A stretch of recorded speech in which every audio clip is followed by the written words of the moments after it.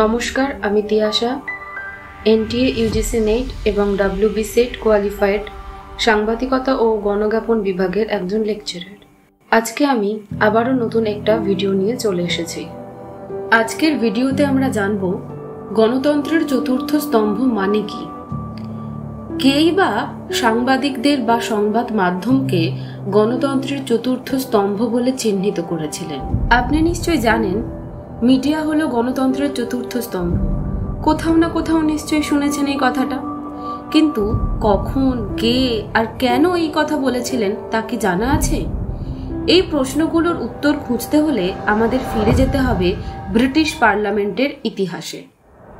There sits the fourth estate, অর্থাৎ ওখানে বসে আছে চতুর্থ স্তম্ভ। ব্রিটিশ পার্লামেন্টে বক্তৃতা দেওয়ার সময় সাংবাদিকদের বসার গ্যালারির দিকে তাকিয়ে বললেন এডমন্ড বার্গ। যদিও এটি লিখিতভাবে কোনো সংবিধানে নেই, কিন্তু এই বক্তব্যের পর থেকেই মিডিয়ার কপালে জুটল গণতন্ত্রের চতুর্থ স্তম্ভের পালক। এবার জানা যাক কে এই এডমন্ড বার্গ। তিনি ছিলেন একজন ব্রিটিশ রাজনীতিবিদ, দার্শনিক ও পার্লামেন্টের সদস্য। তিনি 18 শতকে ব্রিটিশ রাজনীতিতে সক্রিয় ছিলেন। তার চিন্তাভাবনা আধুনিক রক্ষণশীল রাজনীতির ভিত্তি স্থাপন করে। তিনি ফ্রেঞ্চ রেভলিউশনের সমালোচনা করেছিলেন এবং বিশ্বাস করতেন যে প্রতিষ্ঠান, নৈতিকতা এবং নিয়ম কানুনই একটি রাষ্ট্রকে টিকিয়ে রাখে। এবার আসা যাক আসল কথায়। গণতন্ত্রের চতুর্থ স্তম্ভ মানে কি? কেনই বা তিনি হঠাৎ করে পার্লামেন্টে দাঁড়িয়ে এই উক্তি বললেন? আমরা জানি গণতন্ত্রের 3টি প্রথাগত স্তম্ভ আছে: আইনসভা বা লেজিসলেচার, বিচার বিভাগ বা জুডিশিয়ারি এবং নির্বাহী বিভাগ বা এক্সিকিউটিভ।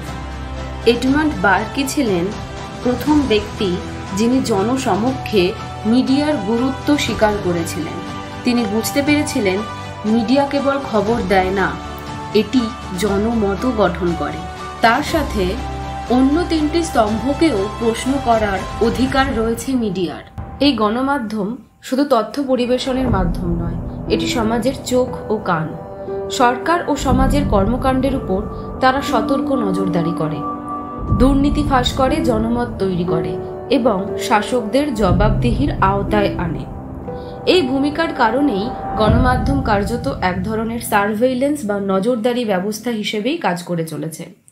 গণতন্ত্রকে সুস্থ রাখার জন্য মিডিয়ার স্বচ্ছতা, সত্যনিষ্ঠতা, নিরপেক্ষতা ও স্বাধীনতা একান্ত প্রয়োজনীয়।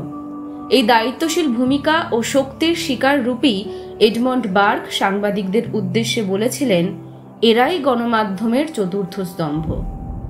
আজকের দিনে যখন মিডিয়ার নিরপেক্ষতা প্রশ্নবিদ্ধ, তখন আমাদের মনে রাখতে হবে চতুর্থ স্তম্ভ হওয়া মানে শুধু ক্ষমতা পাওয়া নয়, বরং দায়িত্বের সঙ্গে সেই ক্ষমতা ব্যবহার করাও। সেই দায়িত্বশীলতাই গণতন্ত্রকে বাঁচিয়ে রাখে। সাংবাদিকতা ও গণজ্ঞাপন নিয়ে এমন তথ্যভিত্তিক ভিডিও পেতে চ্যানেলটি সাবস্ক্রাইব করতে ভুলবেন না। আর সাংবাদিকতা ও গণজ্ঞাপন বিষয়ে যারা পড়াশোনা করছো তাদের জন্য প্রাইভেট টিউশনও আমি দিয়ে থাকি। বিস্তারিত জানার জন্য হোয়াটসঅ্যাপ বা কল করতে পারো স্ক্রিনে দেওয়া নাম্বারে।